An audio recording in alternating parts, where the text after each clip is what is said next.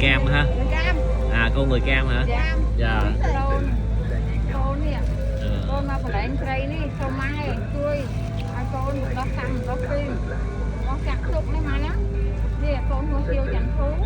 Mấy cô người Cam qua đây thả hả cô chú chị? Thật thật phi nam, thấy con chẳng trai. Quay cái dịp cá, thấy thô sầm rai, thô sầm rách. Thấy cô nè mà phải đánh cây nè.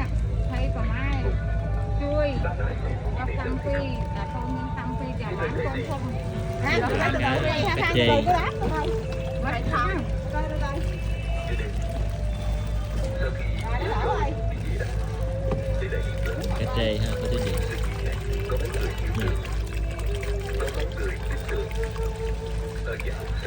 đang chuột tú nó cái thọ chuột tú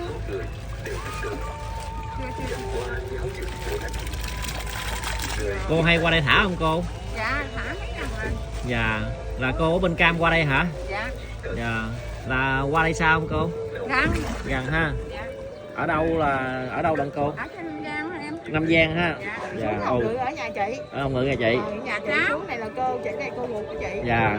Nam Giang là qua đây là xa lắm hả cô hả? không có xa gì nhiều không đi có mấy tiếng hồ hả Mấy tiếng ha? dạ Dạ. đi chừng 4 tiếng hồ à Dạ. Vậy là cô qua đây cô cũng hay thả dưới đây. dạ cũng hay thả Dạ.